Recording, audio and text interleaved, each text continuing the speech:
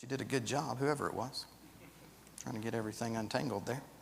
Good to see you today. 1 Corinthians chapter 3 for our Bible study. We've been going through this book past several weeks, and we were right around verses 5 and 6 or 7 or so last time we were together. We'll back up a little bit and get our context here, but it is good to see you today.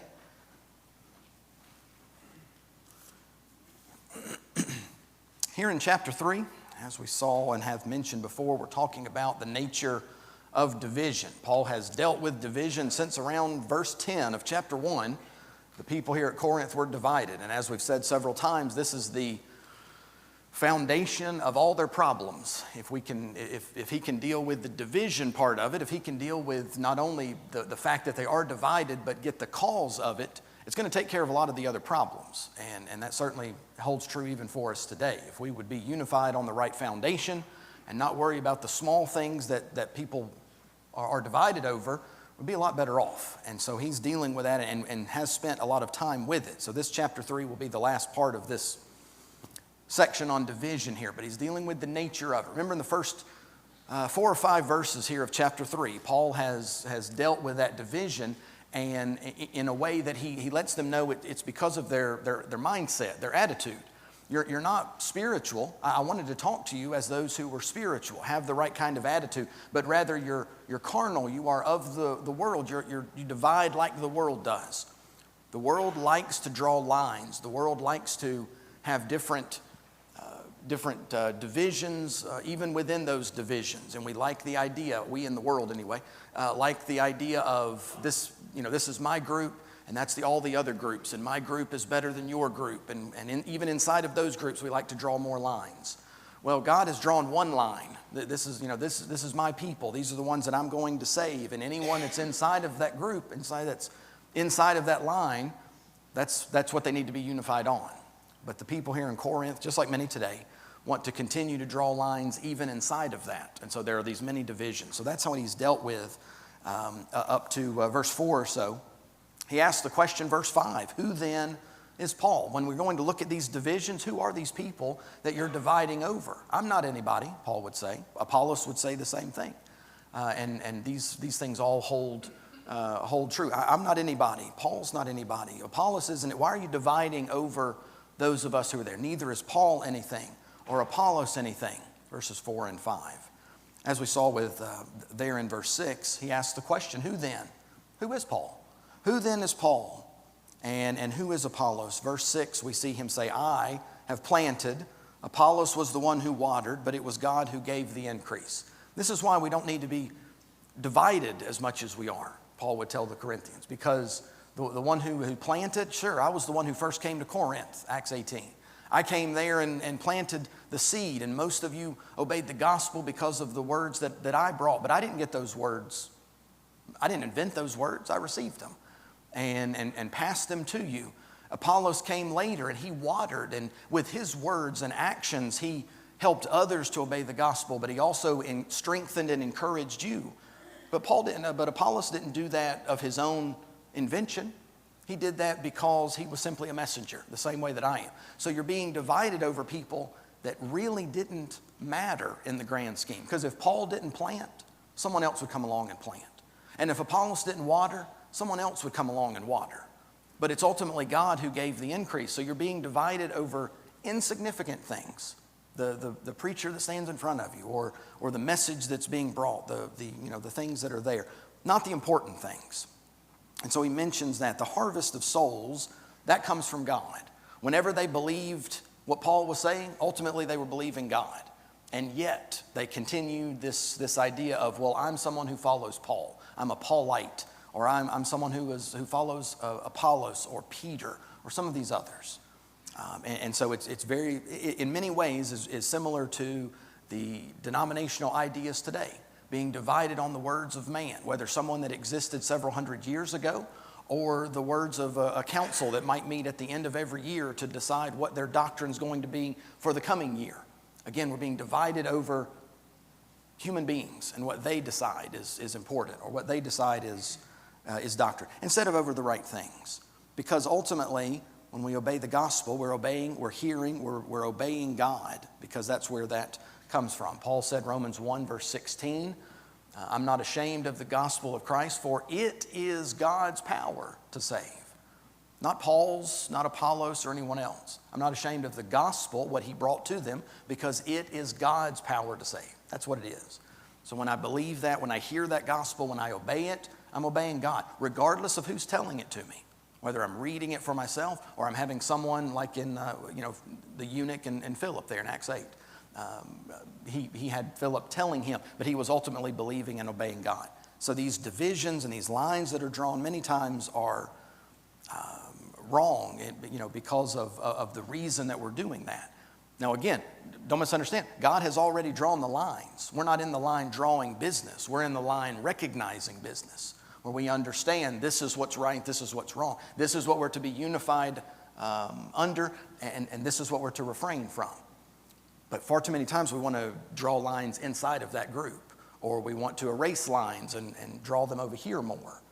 And that's certainly something that shouldn't be the case. But in certain ways, I guess it's comforting to see that it's not a new problem. We've dealt with this since the beginning of having division there. But it's still, whatever Paul's response was to it is the same that we should have today. So I planted, Paul said. Apollos did the irrigating, the watering, the encouraging. But ultimately, those baptisms, those responses, those people who obeyed the gospel, that all belongs to God. And so being divided over anybody else is not right. Up to verse 6, any comments there? Verse 7, so then neither is he that plants anything, neither he that waters, but God that gives the increase. Just to put a point on it here, just to make sure you don't misunderstand, Paul adds this here in the end. So then, neither is he that plants anything. He would, in certain ways, might say, raise your hand if you are someone that's following Paul. Well, he would say, well, then you're following someone that's nothing. Raise your hand if you're following Apollos. Well, you're following someone who is nothing. He that plants, nothing. He that waters, nothing. In a certain way of looking at it, these great preachers, men of great renown who can stand and proclaim the gospel, they're nothing, ultimately. We like certain ones we like to hear, and I have my favorites. I'm sure you do as well. And there have been a number of great men that have preached in this very room. But ultimately, those men are nothing, especially if they go outside of the line that God has drawn. As long as they stay where and preach God's word, they are great, but only because they're reflecting what God has given to them is in the word. And so Paul is making that, this kind of analogy here. So then he that plants, nothing. He that waters ultimately is nothing. The power of the gospel is not in a man. The power of the gospel is not in a human being. The power of God is the gospel, the words. Cornelius was told to send for Peter so that he with words might tell you how you can be saved. The gospel wasn't Peter or Paul or anyone else. It was the words that they spoke. When a Cornelius understood that, he obeyed God, not Peter or any of the other apostles there. And so not to put too fine a point on it, but he says the one that is planting ultimately is nothing. And so you're following someone who is empty and nothing. And the same thing for the one who encourages and waters, because ultimately it is God who gives the increase there. So this is the answer to the question he asked in verse 5. Who is Paul? Ultimately, he's nothing. Who's Apollos? Nothing. And so it's the God who gives the increase there. We would notice, if we were looking at the Greek here, but notice as well in the English, is that every verb that's in this section here is in the present tense, meaning currently. Not was nothing. It's not that he that planted was nothing, meaning he may be something now. And it's not he will be nothing in the sense that he'll be broken down, but rather it's he is nothing currently. As I'm speaking these words, if they are encouraging to you, if they're watering, I am nothing compared to what God is, because that's the power that saves. And I'm simply a mouthpiece or a mirror that reflects that message there. And so he that plants is nothing. I've said it before. I don't know if I've said it here, but I think one of Paul's greatest temptations was having to do with pride. I think Paul was someone who could very easily allow himself to be filled with pride, maybe because of his education, his intelligence, his ability to speak, perhaps the miracles that he had. And I think that's one of the reasons why he had that thorn in the flesh, because it helped him with his pride. And so I think in sections such as this, in my mind anyway, he's saying this as much to himself as he is to the other Corinthians. You know, if anyone thinks himself more highly than he ought to think, he said in the book of Romans. And so the one that plants, Paul would have to say to himself, I am nothing when it comes to what God has done and the source of where these things come from. So he that plants, nothing. He that waters, nothing. They're being divided over nothing. That same thing we could say for any and all denominations today. You know, they're divided over what men or women would invent or the opinions of others. Who are those people? Ultimately, they're nothing, regardless of how great they were in the world's way of thinking about it. The same thing is what Paul would tell them here in verse 7. Neither is he that plants anything, neither is he that waters, but God that gives the increase there. Anybody comments there? Again, he's just putting the fine point there. Let's go to Psalm 8 and verse 2 very quickly, just to get that while we're here. Psalm 8, verse 2. O Lord, our Lord, verse 1 says, how excellent is your name in all the earth, who has set your glory above the heavens. Out of the mouth of babes and sucklings have you ordained strength because of your enemies, that you might still the enemy with the avenger. God didn't need great armies in the past. His word is going to accomplish what it wants to. And even as it might seem, those that are weak are going to be strong when they're preaching the word of God. And so Paul here, regardless of his ability or intelligence or anything else, it's God that's giving the increase ultimately there. The gospel, the power of the gospel lies in the word, in our understanding, in the source of it, not from whoever it is that's proclaiming it there. Verse 7, anybody? All right, verse 8. Now he that plants and he that waters are one, and every man shall receive his own reward according to his own labor. Sometimes in the writings of Paul, you get this kind of up and down mentality. And I think, as I said in the previous verse, I think many times he's trying to keep himself balanced. Because in one way of looking at it, we shouldn't think of ourselves more highly than we ought to think. But we also shouldn't think of ourselves too lowly. So after saying the one that plants is nothing and he that waters is nothing, he also doesn't want them to get the idea that we are just nothing. While God can plant the seed if I choose not to, and while God can water if I choose not to do that, his goal is going to be accomplished. The gospel's still going to save whether I choose to have a hand in it or not. However, for my benefit, I can be used. I can be that instrument to plant or to water, to encourage or to spread the gospel. So the planter and the waterer, while they ultimately are nothing, they are one. They are unified and are working towards the same goal, the same cause. So the planter and the waterer here are one. Notice they were divided. The Corinthians were divided about who had been speaking to them, Paul or Apollos or Peter. And Paul says, no, the ones who are doing the work that you're being divided over, we're unified together. They wouldn't want someone using their name as far as a denomination or a different group like that. Those are one there. And if they are one, how can this congregation be divided? This is Paul's point. He that plants and waters, we're one. We're one and the same in our goal, and yet you're being divided over it.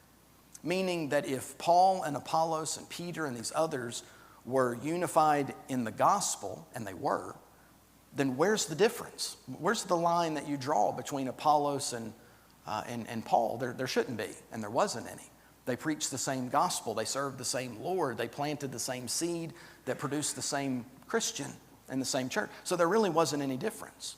You go to different denominations today, and you can tell a difference, not only in the way that they worship, but in how they would answer the question, how can I be saved? You can see the differences there. But if you go to the Bible, there's clearly a pattern there.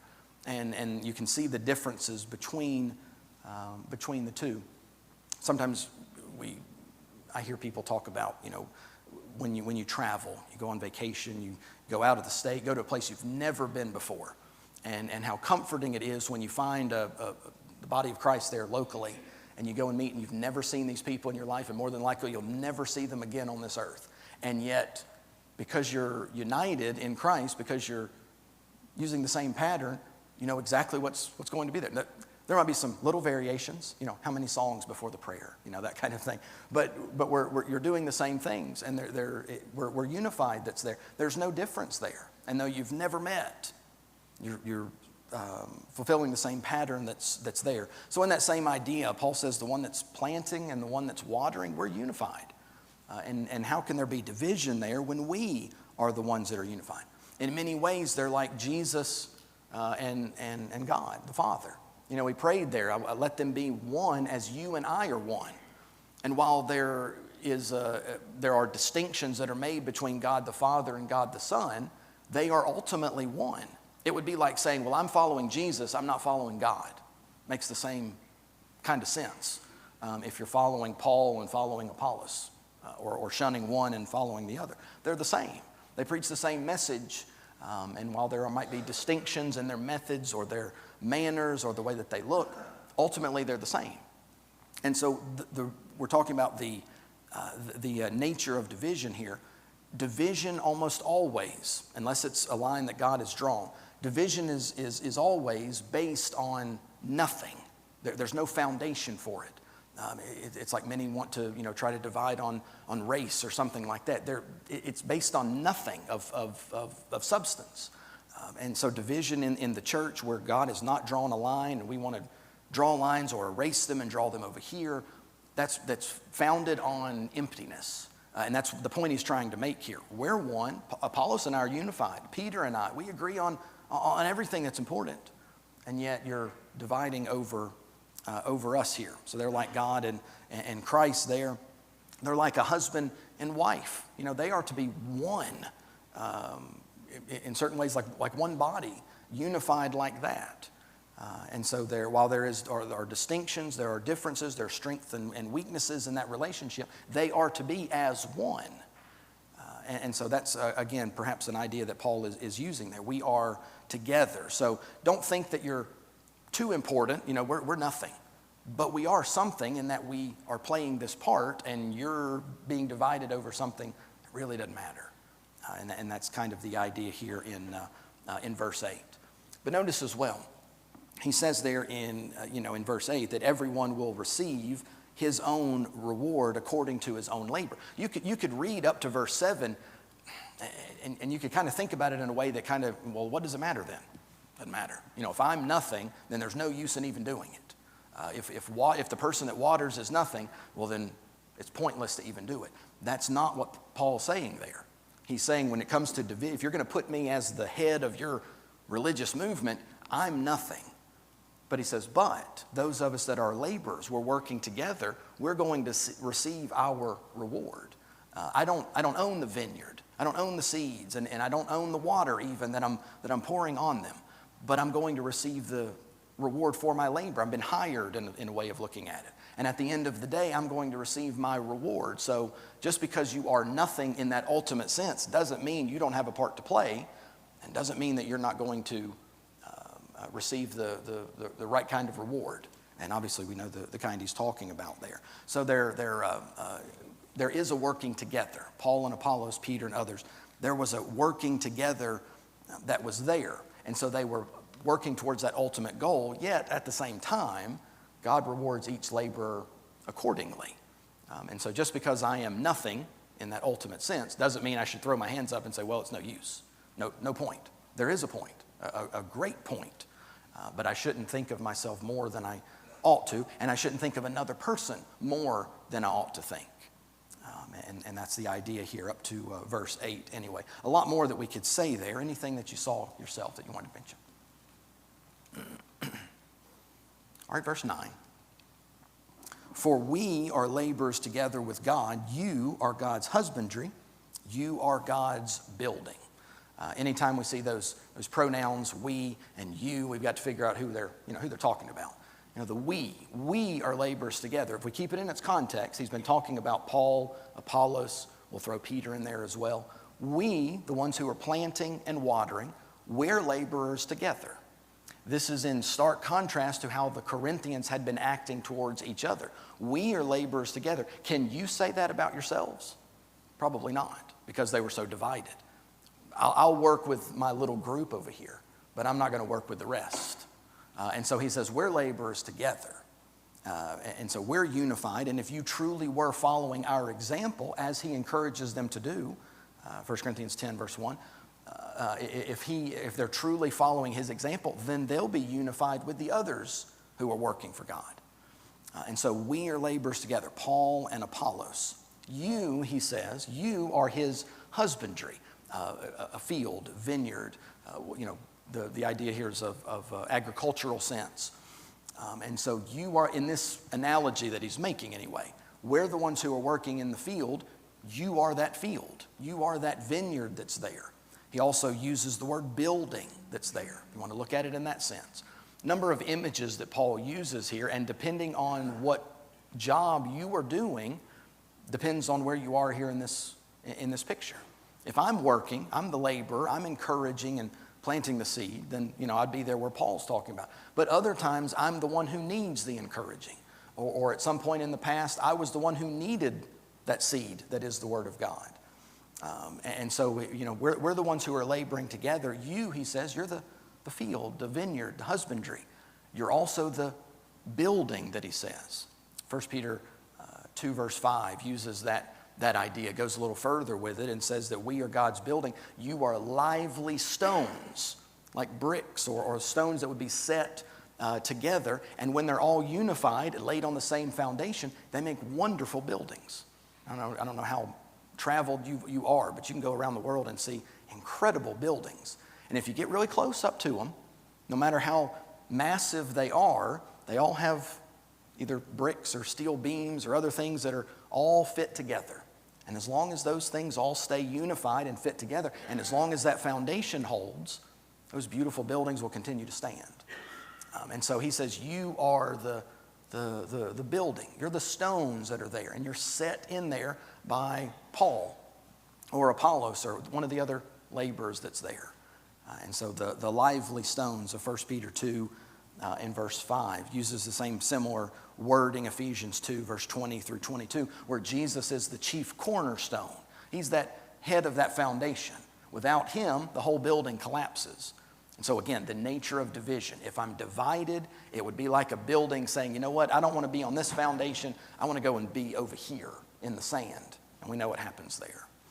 And so the stones, the building, the husbandry, because they have divided themselves, Paul has to remind them of what they need at this time. They need cultivating. So you're the field or the vineyard or what have you.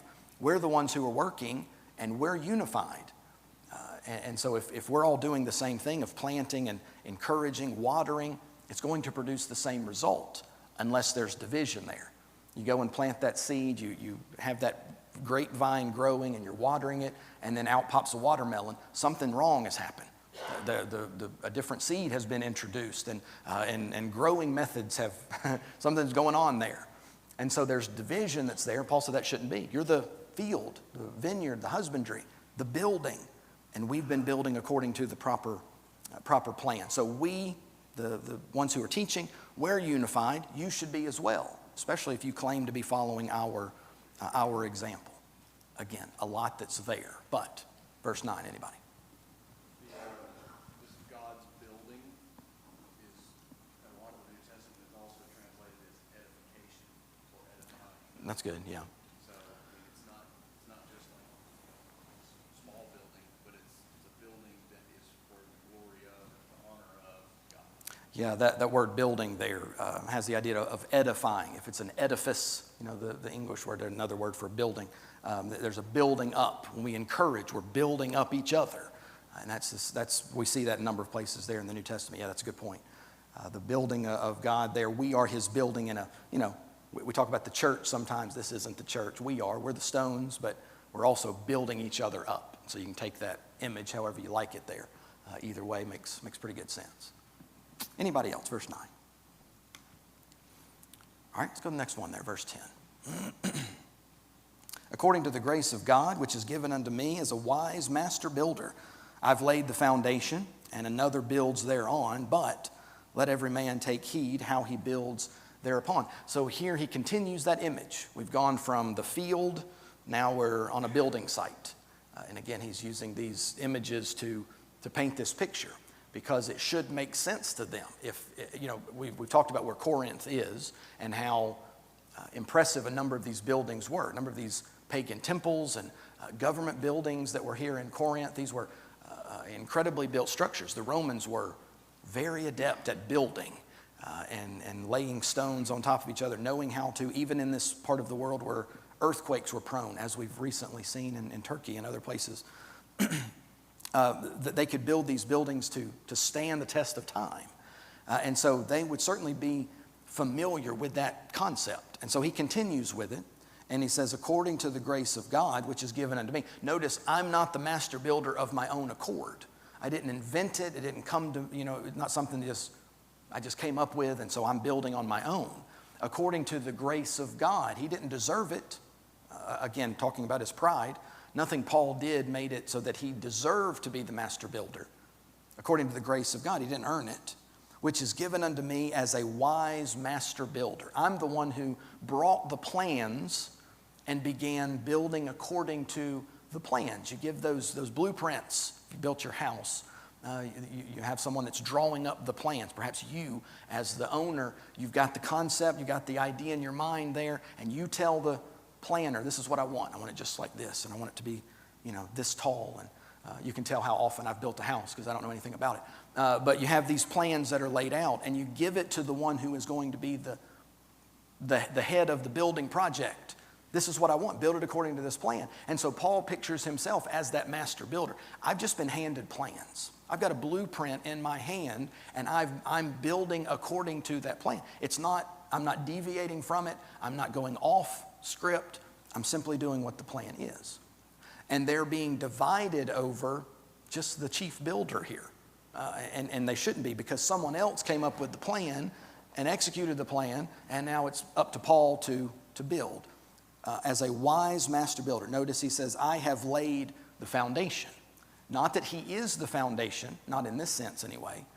There's a better foundation that it's there. Paul planted the church here at Corinth, or to use his image here, Paul built the church at Corinth when he came there in Acts 18. And so he was, notice the kind of master builder he was. He was, King James says, a wise master builder, according to the plan. There's a reason that you, as the one who's drawing the plans, there's a reason why you have certain things in certain places. You understand, because of your education, you understand that certain struts need to be here, that certain pressure from gravity is going to be really intense in this part, and so you need some support right here. If the master builder comes along and says, you know what, we don't need that right there. That column, we don't need that. And we can move it way over here.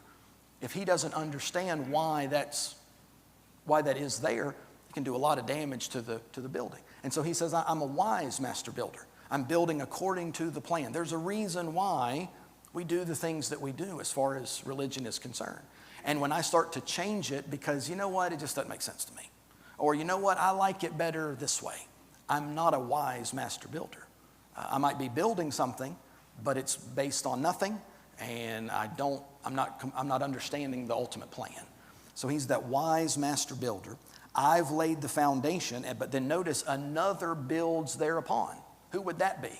Well, in this image, that's Apollos. He said, I laid the foundation. And I don't know a lot about building homes. I know that's an important part. If you don't have a good foundation, it doesn't matter what the rest of it looks like. You ever seen that tower over in Italy? It's leaning.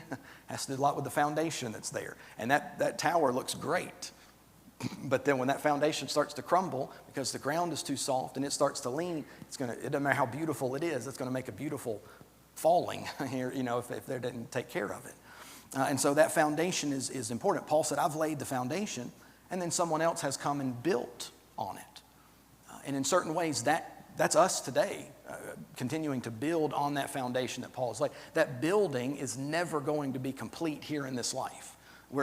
Paul's laid that foundation, and each of us are the stones in that building. And we just continue to place other stones that are thereon. That should be our evangelizing, planting the seed, building, whatever image you want to use there. And so I'm the wise master builder. Someone else has come along and built on top of the foundation. But, he says, verse 10, let everyone be careful, notice, how he builds.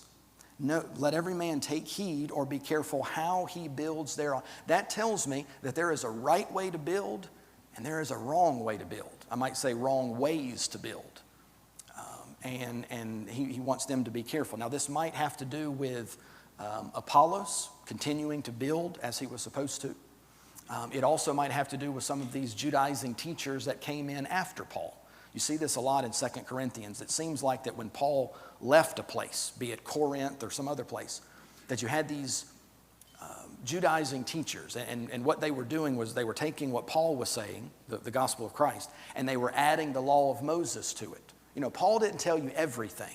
He told you about obeying the gospel, but there's more to it than that. You have to keep the Sabbath day, or you have to do these other things that the old law did. Paul forgot about those things. And so what they were doing was building on top of the foundation, but they were building incorrectly. And so he says, take heed how you build. I can do that today. We can go around and ask everybody, what do you want out of a church? What do you want out of a religion? And we write all the answers, all those down. We write them all down. And then we start our own church, and it puts all those opinions, it puts them all together. And so that everybody will be happy with quote unquote church. I'm not being careful how I build. I'm taking those blueprints, I'm wadding them up, throwing them away, and saying I can build it better. And so if we're continuing with his image here of being that builder, he says, let every man, sometimes we're the stone that's laid in there, sometimes we're the builder, depending on what we're doing at that time. Let everyone be careful, take heed how he builds thereupon. Paul said, I've laid the foundation. And what everyone does after that is kind of up to me, up to a point. But really, ultimately, we all have to be careful how we're building. How do we know what we're building? How do we know whether or not we're being careful? Well, we have the blueprint. We have it. And it's up to us to make sure that we consult it and that we know how we're building. Because when we start to use too many phrases like I want, or I like, or I don't like, we might be getting away from the pattern. Matters a little bit, but ultimately, again, I'm nothing. So my opinion really doesn't matter. And that's true with anyone who is building thereupon. Lot, verse 10. Again, there's a lot of meat here that sometimes we have to let go. But anything else you want to mention there? Don't be scared.